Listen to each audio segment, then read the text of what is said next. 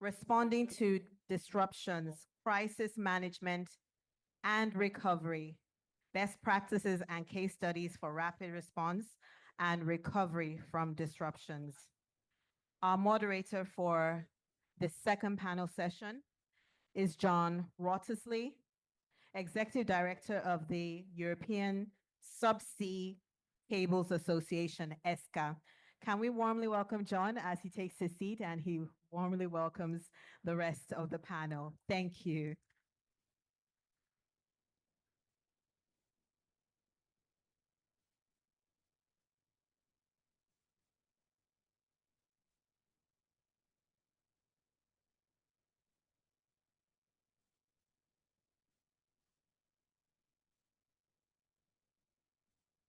Okay.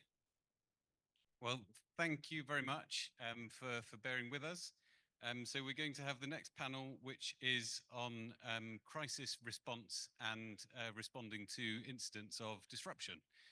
So just to introduce myself a little bit more so that I don't confuse anybody, I'm the operations manager with the International Cable Protection Committee, and I have another role within the industry as the executive director for the European Subsea Cables Association.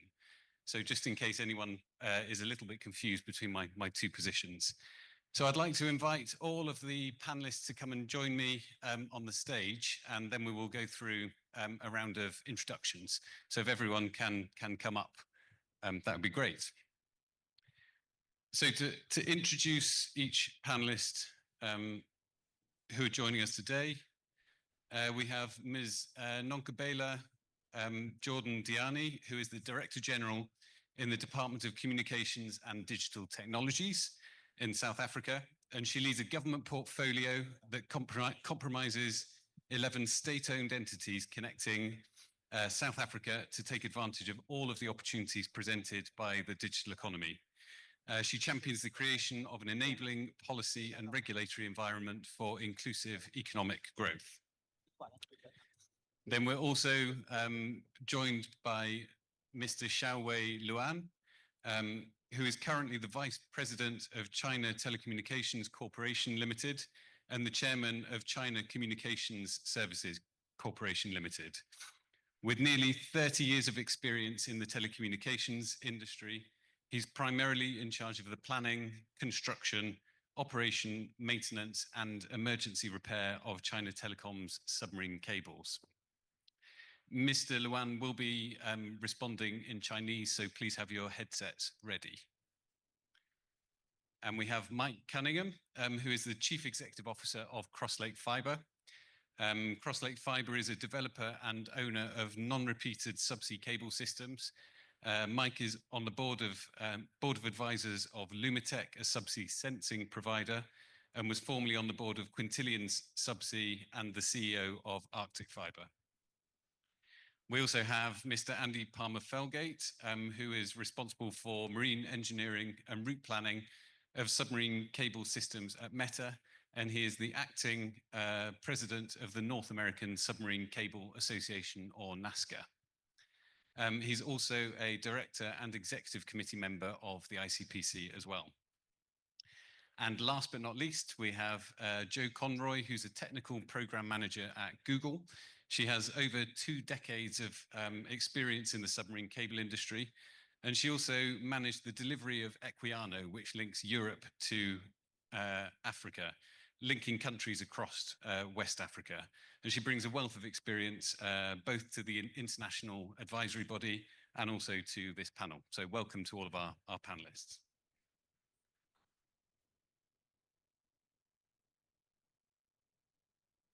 Okay. So to get started, I'll come to you first, Jo, if I may.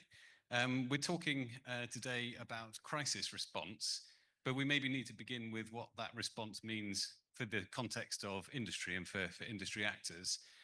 So for those who might be unfamiliar with the processes, can you describe what happens from a cable owner operator perspective when a fault is detected or initially detected through to a vessel departing to commence repair? Yes, certainly. Thank you. Thank you very much for that kind introduction as well. Yes, so submarine cable faults generally fall into two categories: non-service affecting and service affecting. Usually when you get a fault on a submarine network, the first entity to detect that fault is your network operations center, which is 24/7, constantly monitoring PFE and transmission alarms to try and preempt and to try and direct maintenance operations. In the event it's a catastrophic failure, but by that I mean that the fibers are damaged. It's not just merely a shunt fault, which Kent defined earlier. A shunt fault is merely where you get water ingress to the power cable on a submarine cable, but it doesn't necessarily mean that you will lose service, or it just means that the power feed will then reconfigure so that it can become stable again. But if you damage one or more fibers or all of them, that's a catastrophic failure.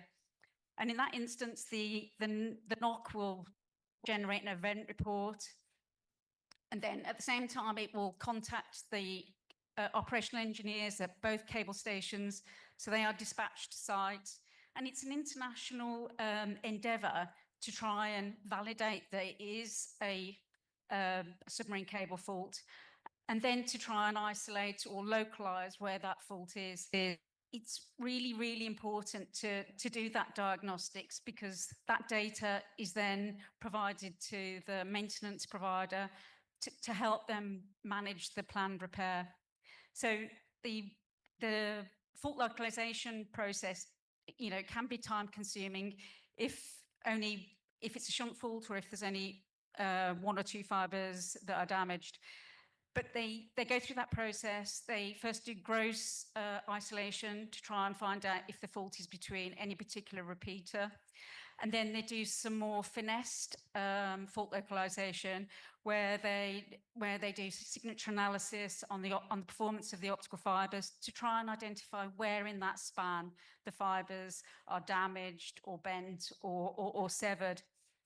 And then with that information that they'll report back to the NOC, the NOC then can validate that it's a genuine fault condition, and then they'll potentially initiate a marine repair. But marine repairs are never entered into lightly because of the cost implication of initiating repair. They're, you know, multiple millions of dollars of a cost investment to send a vessel out to do a repair.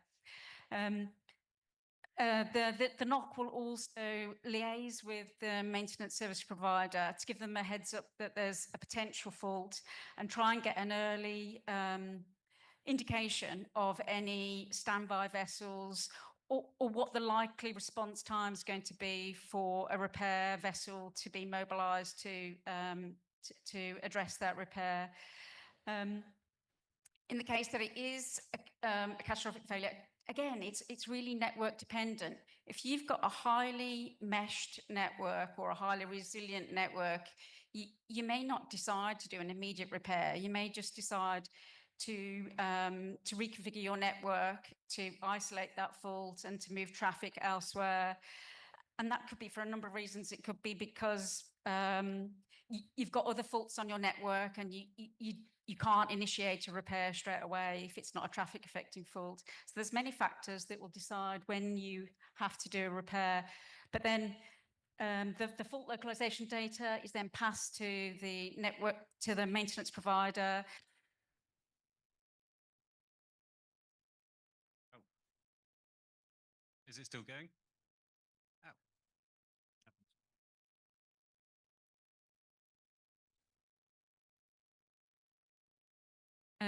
And then the maintenance service provider will identify an available vessel if it's available, or if the vessel is occupied, you'll be in a queue to do a repair.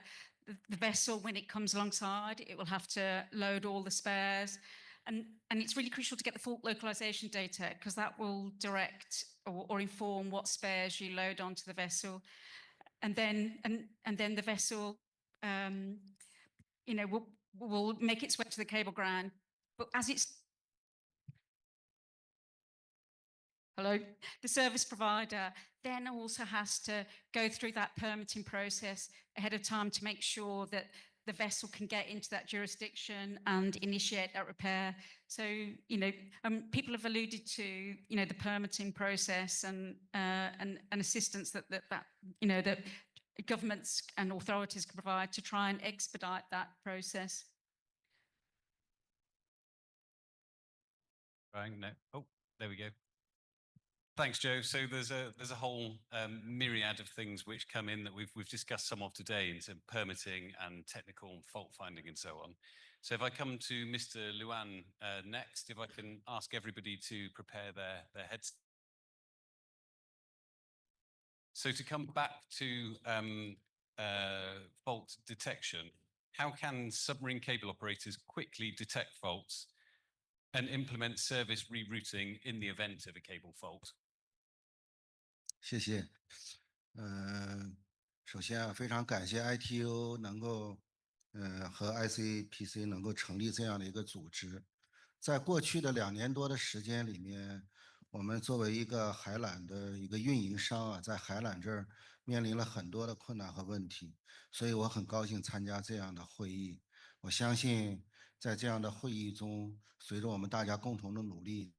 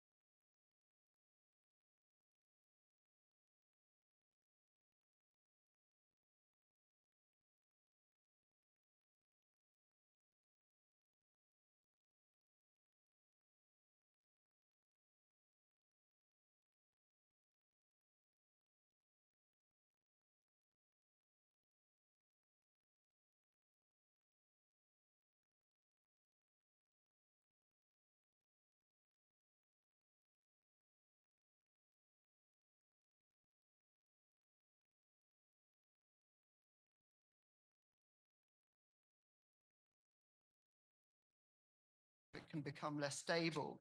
And that may not be a crisis for everybody, but for some applications such as medical or defense or some emerging AI technologies, they rely on really high resilient, stable connections. So it could be a crisis for them, if not others.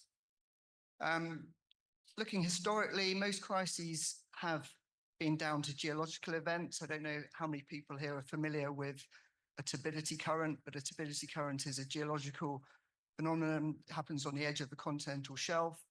It consists of a landslide of mud and water that cascades down into the deep ocean and can be devastating. So we've seen examples in the Atlantic, off of Congo, off of Taiwan, many geographies around the world where multiple cables have been damaged within hours. One of the most famous examples being back in 1929 in the North Atlantic when 11 cables were cut. We also saw the 2006 event off of Taiwan where nearly all of the connectivity to Hong Kong was lost. And there was a similar event off of North Africa. So in those cases, we need to work harder to understand geological processes and try and mitigate them. The last thing I wanted to add here is we're under more pressure now than before because for a long time, the industry has benefited from what became known as the upgrade era, where it was possible to change out the terminal equipment and put far more backup capacity or any capacity on the systems that allowed to increase this resilience and redundancy. Now we're seeing systems that are becoming full much sooner. We're not able to upgrade them as we were.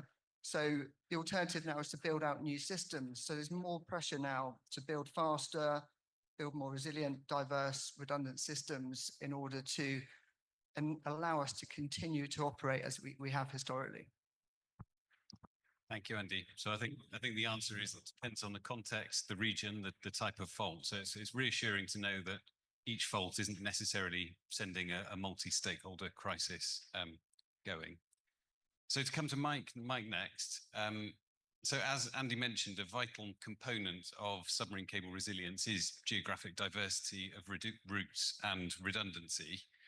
How can governments increase the incentives and reduce the barriers for new cable landings and other policy or other regulatory disincentives that might need to be discussed?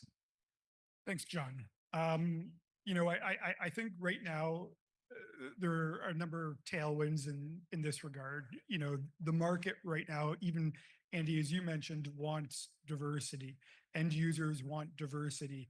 Carriers need diversity. And so as a result of that, when there's going to be a new system, a lot of the demand that supports the business case for that system requires it to be diverse from existing systems, incumbent networks. So I think that is a key element that is providing a tailwind for this, especially in markets that have a number of cables. I think as well, another tailwind is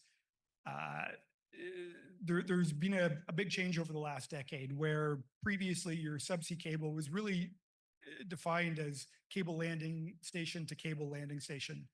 And as the technology has advanced and the hardware has opened up, the CLS is really not the end or the bookend of the system. It's really data centers. And so right now you're seeing a lot of new data centers, which are those hubs for connectivity.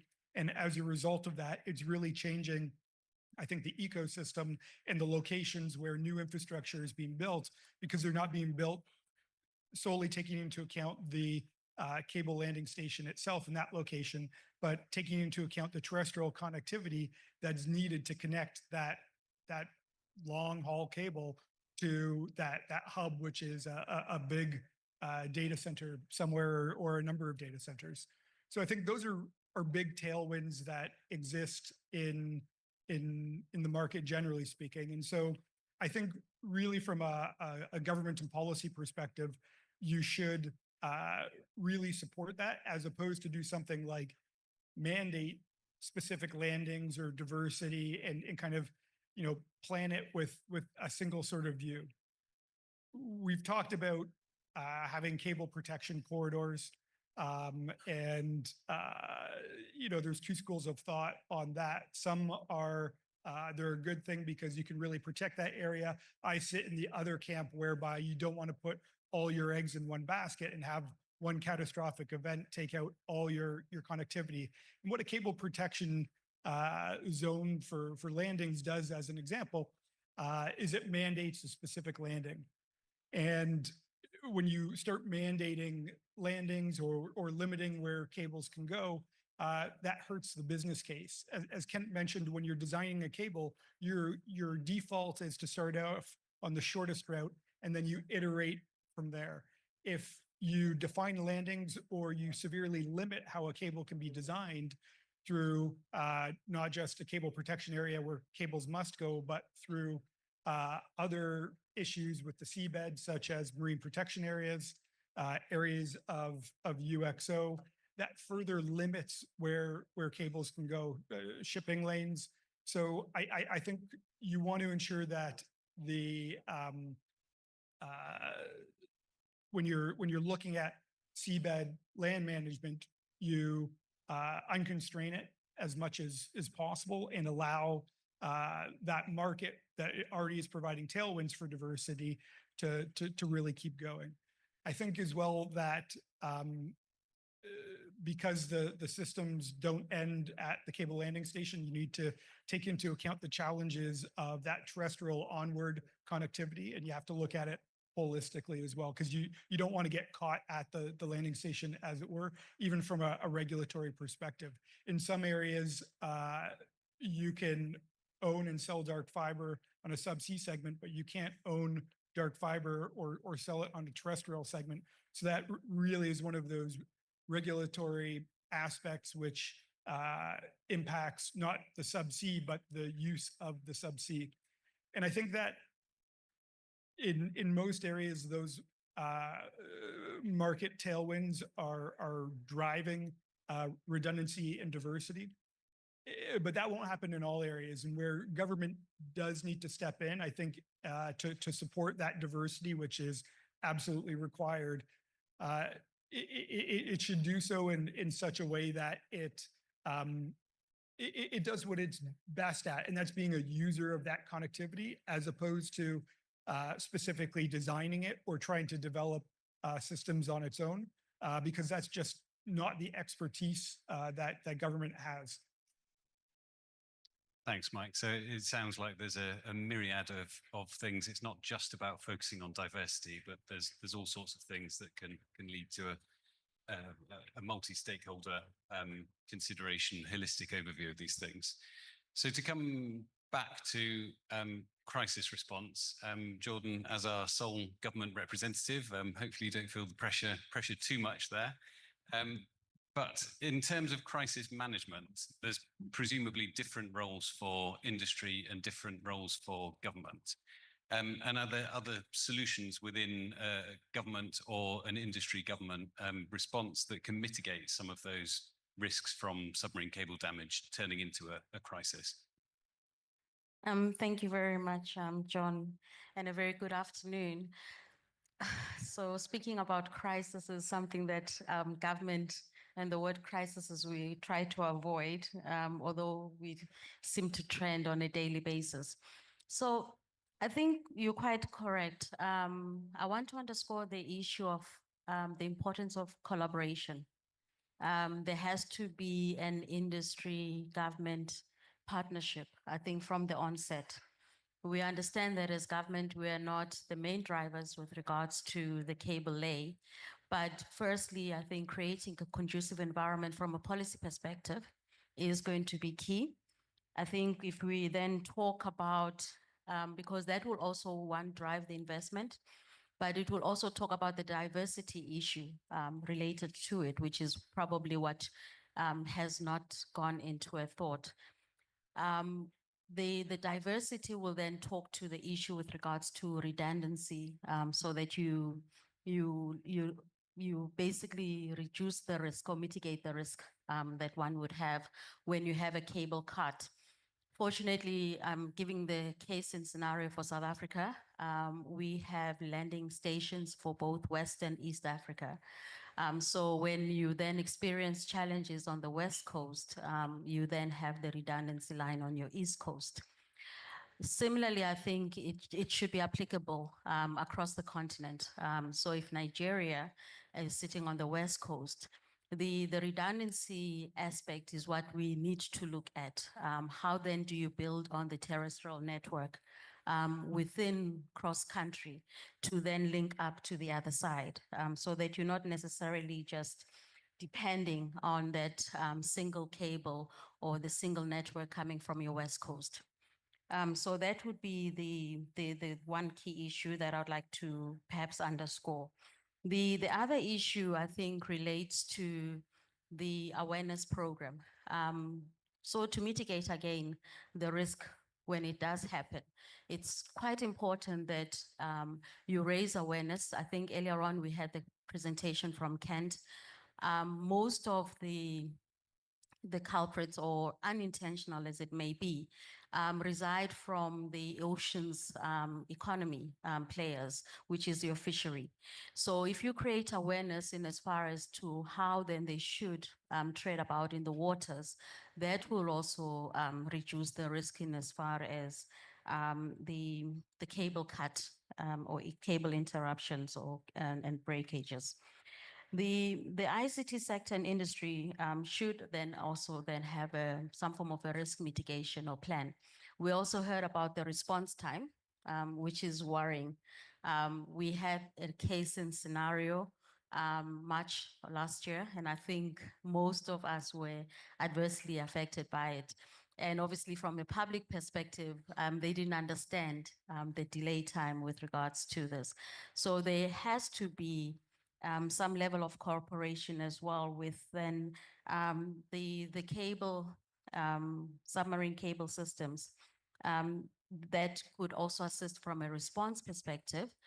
I've been informed that keeping, for example, a vessel in the waters is as expensive as 2 million for a call out, 2 million US dollars.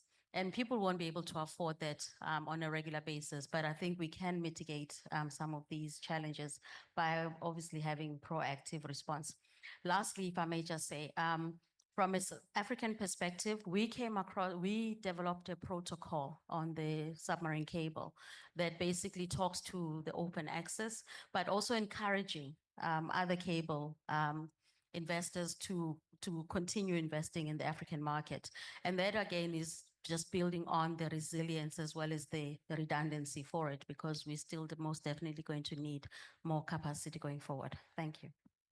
Thank you. And certainly in terms of attracting investment, that enabling type policy that feeds into cable response times, the mitigations and resilience is really important. And just to focus on that response time, and I think the African case in West Africa where there was a multi-cable outage is really, really important to focus on a little bit. I understand that maintenance vessels arrived more than 2 weeks after the first incidents occurred. So coming to Joe next, how could this type of timing be improved, and are there different responsibilities for governments or for industry to address these? Certainly, government and industry can work collaboratively to try and improve the situation. Governments can create an environment which is sympathetic to reducing mean time to repairs, and they can do that in a number of ways. I mean, it's recognised that governments see submarine cables as critical infrastructure, but it also needs to start to recognise that marine repair service providers are also critical asset providers. Things like avoiding prohibitive cabotage policies, and cabotage, by that I mean that's restricting vessels to operate in a sovereign jurisdiction to perform services or transport goods unless they hold a flag of that sovereign nation. Now, submarine repair vessels, by their very nature, are international. They have to go into jurisdictions in and out very quickly, that they are international. And they have to be in order to give us the service that we need. So create an environment where they can do the things that they do best. They can respond really quickly and mobilize equipment, crew, and they can mobilize as quickly as 48 hours. But that's of no use if they then have to wait 3 or 4 weeks to get permission to go into the cable fault area. So there's things that we can do there. So recognize that they are providing critical service, things like expediting vessel import visas and crew as well. That's another thing we can do. Also, simplifying the vessel clearing in and clearing out process.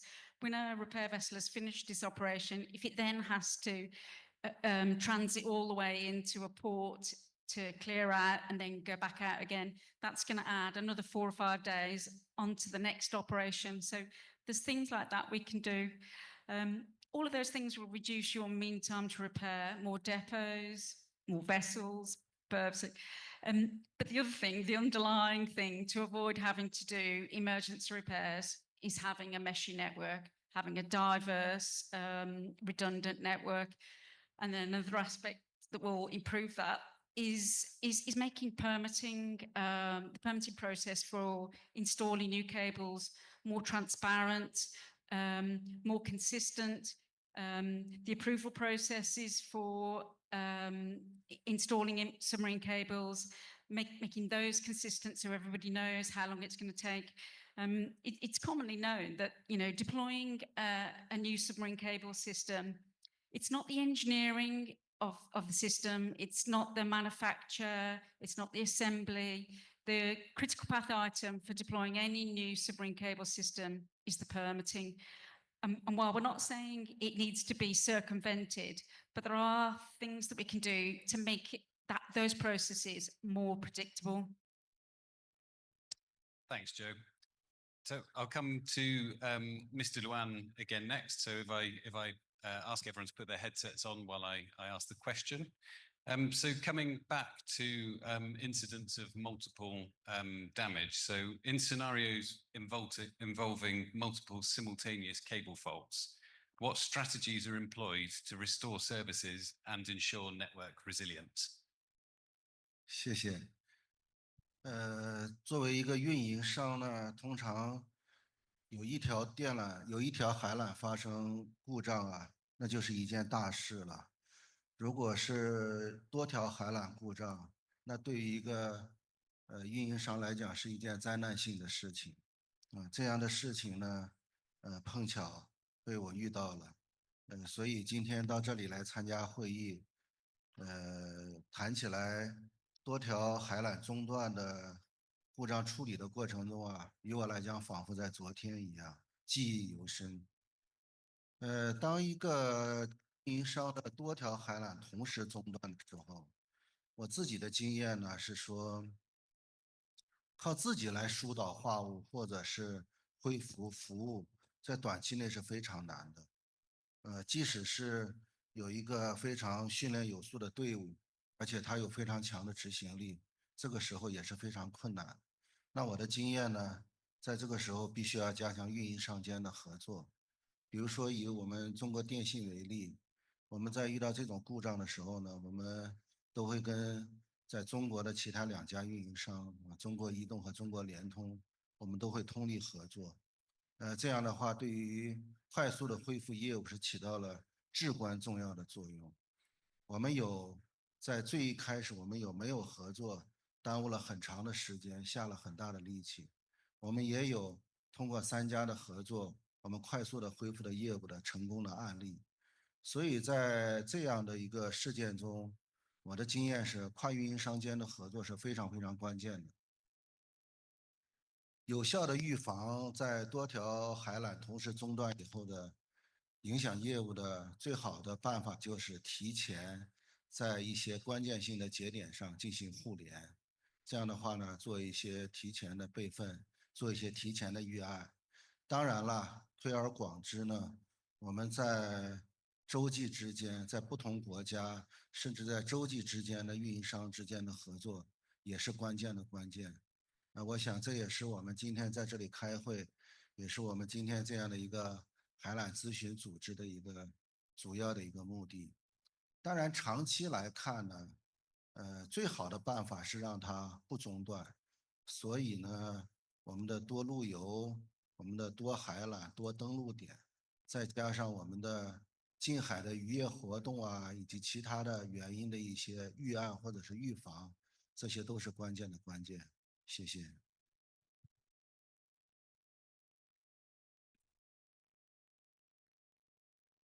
Thank you. And so it's interesting. We've talked a lot today about collaboration between government and industry, but it's also touching on collaboration between industry and between governments as well. So coming to Andy next, I mean, Joe talked about cabotage and some of the things which can cause a barrier to cable repair commencement. But can you discuss some of the other causes of delay to those processes and what steps in the view of industry that governments might be able to take to create a more supportive policy environment for cable repair? Yeah, so there's three main causes of delays to cable repairs, which I'll address in turn. There's ship availability, there's permits and regulatory constraints, and there's lack of readiness on the part of the cable owner sometimes. So firstly, with the ship availability question, we see high level of inconsistency in terms of the number of repairs that are carried out per ship globally. So, for example, the repair vessel that is based on Vancouver Island covers a vast portion of the Pacific, but it only does 2 or 3 repairs on average. It's nearly always available. Conversely, in parts of Southeast Asia, the maintenance vessels there are working almost continuously throughout the year, and there's nearly always a queue of repairs because of just simply down to the numbers. Every ship is doing at least 20 repairs per annum, and the system is overloaded. And we've been seeing a shift. So we used to get more faults in the Atlantic, the Mediterranean, other regions, but now the faults in those parts of the world seem to be going down, and the faults in Asia are going up. But the ships, number of ships, the position of those ships, the position of the spares and the depots, it hasn't really changed. So they're often tied into long-term agreements. So these things, they need to evolve, and they need some attention. The other issue, as Joe alluded to already, is the problem of permits. And that sometimes fits in with this question of queuing, because often when a cable owner gets to the front of the queue and they haven't got their permit, they don't want to go to the back of the queue. So they will then reserve the ship, pay for the ship on a day rate until their permit doesn't arrive, which means it can't be used by anyone else in the meantime. On the permitting side, how can this be addressed? It's no coincidence really that those countries that have a sovereign capability, such as South Africa, UK, France, they're often the quickest to be able to respond, and the ships don't need to go through much in the way of process. For other countries, it's understandable that they may want to clear the vessel, review the crew list, etc. But for some countries, they can do that in advance. They can pre-permit. These ships are under long-term contracts. They're not just coming in out of the blue. They're there. The people are dedicated. So it is possible in many cases to undertake some level of pre-permitting, which will expedite the process. Also, when it comes to importation, we see long delays of vessels having to be imported before they can perform the work. Often a bond has to be provided. I think governments can try to address that issue as well. In terms of what governments perhaps should not be doing, one thing is, for everybody to try to develop a sovereign capability. We saw, as Kent mentioned earlier, there was repairs in 137 different jurisdictions in 2023. We can't have 137 different cable ships and crews and everyone there waiting to go. It just isn't practical. So it does rely on regional cooperation and sharing of the resource to make sure that it's efficient. And even the USA, as an example, there's no standby cable ships based in the USA. There's one in Canada, there's one in Curacao, there's one in Bermuda, and they serve that region okay. So it shouldn't be a go-to solution for governments, and need to look at this from a regional cooperation standpoint. Lastly, I just wanted to talk about preparation. Most cable owners are very experienced, very well prepared. They have good stocks of cable, of jointing kits. They have the procedures in place. They have maintenance contracts with standby vessel operators, so they're in essence self-insuring, and they're paying their bills to ensure that ship is always on standby.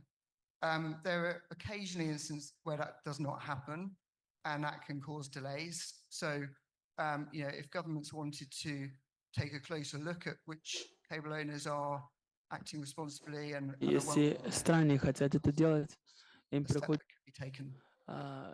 заряжаться. 137 cable ships sounds quite expensive. 137 but I think it's more seriously, it's reassuring кабелей, to судна understand how очень the дорого. industry is already organized in terms of cable repair Но resilience. And as многие Vincent страны уже Lemaire on the first panel mentioned, submarine cables все generally are сделали, quite resilient. успели все But Mike, устроить. to come to you next, Ну, in к terms тебе of the repair возвращаемся, Майк. ecosystem and reducing the likelihood of disruption when damage does occur, what are the challenges and opportunities that you see there Вы in the future? видите Are there в будущем? regional variations between Есть ли those? региональные вариации? Yeah, I think that there are a lot of opportunities Я думаю, что очень много возможностей есть. to minimize disruption from cable outages. Уменьшить.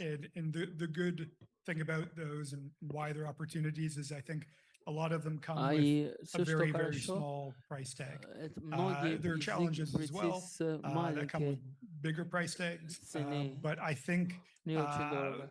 fundamentally a lot of it comes down to policy. So to minimize Есть другие, disruption которые in respect of имеют cable outages, дорогая цена, но I think большинство the best меньше. thing, as has Я been думаю, mentioned a что few times самое today, лучшее is to have это a то, mesh что мы network, уже to have слышали redundant сегодня. cables, to have Это the иметь ability to not be reliant судно, on a это single иметь cable. And so if you're кабели, looking to которые to необходимо increase that использовать, number если of что. cables, to increase that Поэтому надо знать, ability for redundancy, сколько кабелей есть really it just comes down to making the для business case подготовки for cables к easier.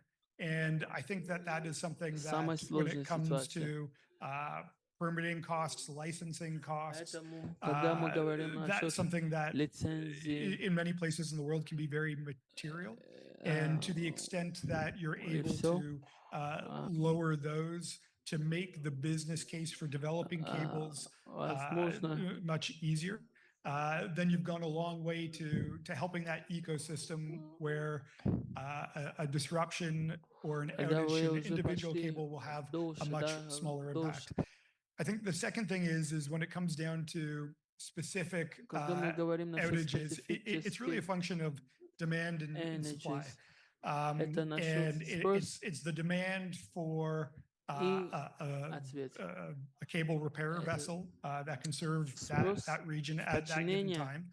And then it's the availability of supply и during that это time. And so I think доступность. if you break down the fundamental Если drivers ты of those, you can go a long определишь, way to minimizing the disruption, because мы when идем you look at the решать causes of ситуации, cable faults, given that тогда the majority of them are поможет. Если due to human посмотрим factors, на policy changes to reduce those cable что faults will have a material не impact дает, on that demand side что of the equation in terms of приводит the проблему. demand for a vessel, and then Мы even поймем, the что duration спрос of a vessel судна that's in use for a given Это одна repair, из самых as it shortens, проблем. it increases the Главная проблема. availability supply И он in the market as well. So добавляет I think that is kind of к a very key element предложению. that if you reduce the causes of И it, поэтому it это is может даже using existing оказать, что resources если ты really serves to уменьшишь minimize the disruption in terms of цену, это of the может time period where you have повлиять an на outage. On the challenge side of проблема на things, I think энергию. for Я certain думаю, regions что of the world where you don't для этого necessarily have региона access to мира, a где cable maintenance agreement нет or доступности part of a к private кабелю agreement that или has many different cable members. частный The договор, challenge in that instance ultimately comes down to cost. цена And всегда just due играет to роль. geography И and к lack of an географии, ecosystem, relatively и thin к markets, islands in certain regions отсутствие are really then at an economic disadvantage where ситуация the solution is экономически inexpensive one because you недостатки, either have to что deal иногда with extended outages приходится and the cost of repair during outages can be quite a bit greater. And I think that is это where может быть большой I'll say government has to И там step in to правительство solve for that должно problem because they're the only ones in certain places that can решать эту проблему, потому afford что только они могут the cost это сделать. associated with that supply. And that brings us very nicely to my next question И for это Jordan, приводит which к is how can следующему this type of вопросу. public and private cooperation support Как improved государство response to cable damage and может improve submarine cable resilience? помочь And is в that just policy and подчинении enabling policy environment, кабеля or и are there programs устойчивость that individual states can also do to raise cable кабеля? awareness to reduce Если damage? Thank you very much. But perhaps before ситуация I respond, I just want поднимать to lean in terms of what Andy has said, that, you know, it does have a bearing повреждения. from region to region. I mean, you can imagine, as I said, the cost associated with Можешь just keeping a думать vessel on standby. цене, And которая most необходима countries cannot для того, afford that. чтобы So we've also need to lean in and find other mechanisms, and at the same time without necessarily поэтому robbing нам приходится the vessel industry in часто this regard. So back to your сохранять. point with regards to the role players, I think first and foremost, Я думаю, что самое первое, what is probably key, and I think всё, there's a great что understanding важно, that we have to then declare submarine cables as critical должны infrastructure, сказать, and что putting in obviously the relevant подводный policy кабель instruments это очень for that. важный инструмент. It cannot be at a national level, as we discussed, because there's, you know, it's cross-border, it's sometimes even transcontinental. And so it calls for a greater cooperation amongst the consortiums. The funny thing is, with all the submarine cables, except for the one, where obviously, as I said, there's a protocol in place, but most of them, it is industry-led. So governments get invited at the last minute to just do the ribbon cutting. And I think it's beyond ribbon cutting. There has to obviously create an enabling environment even prior, so that we can be able to have much stronger protectionism for those submarine cables that are being laid. So I think the cooperation, while it's there amongst the consortium, it also needs to extend to the relevant governments as well for them to be able to take then that authority. And obviously, from a government perspective, it means we have to then bring in all the other players related to that. So there has to be greater cooperation between fishing industry, as I said, the oceans economy players, commercial freight and freight ships, and many other players, obviously, who are, so that we can all then guide against that. And I think what is important, and it was said earlier by the SG of the African Telecommunications Union, was that we need to then develop a framework and a guideline in order for us to have more in terms of the response time frame. The issue of the red tape, as I said, once you have the governments on board and there is this cooperation agreement, it will then compel that we are also able to address the long processes and the multiple regulatory authorities to which one will need to undergo before you can actually dispatch a ship out. But that being said, the cooperation that is there at the moment, I think between the government, public and private entities, in as far as some of the awareness, I think we just need to build on that particular momentum as well. And any lessons learned across various regions, I think we also need to marry that in terms of best practice. Thanks. Great. Thank you. And I think it's a really interesting point that you say that domestic policy making needs to have an international outward view to work both with other partners, but also between sectors. That cooperation isn't just between the cable industry or governments, it's across fishing and offshore energy and others. So that brings us to the end of our questions, and I'm under strict instructions that we have to finish by 5 o'clock. So I think we have time for one question, if there are any from the floor. And if I could ask anybody who asked this question to keep your remarks brief and direct your question to one of the panelists.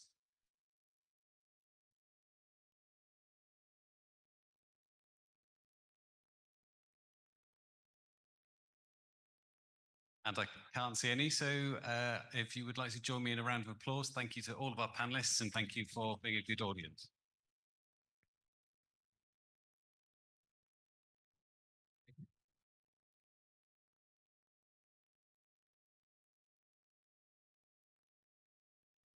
We'll take a group photograph with the moderator and panelists for session 2. Concluding the panel session. Thank you all, our speakers and our panelists, for your insights on cable repair and recovery.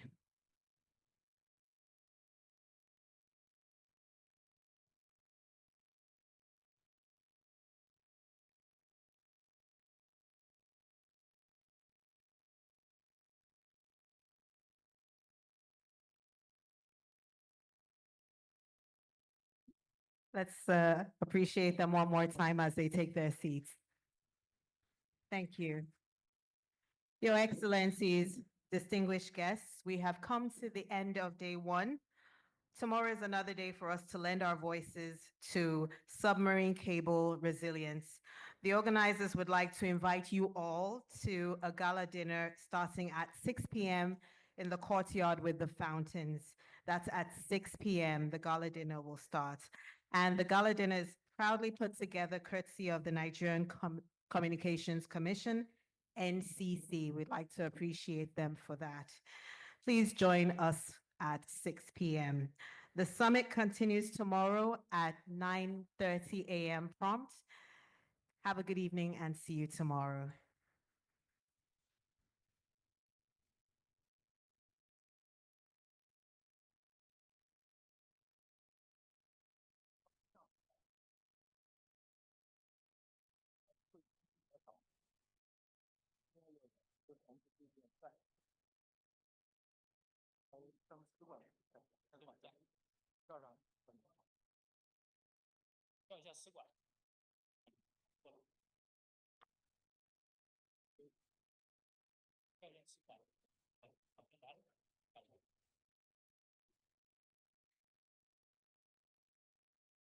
这是你的还是不长筒的？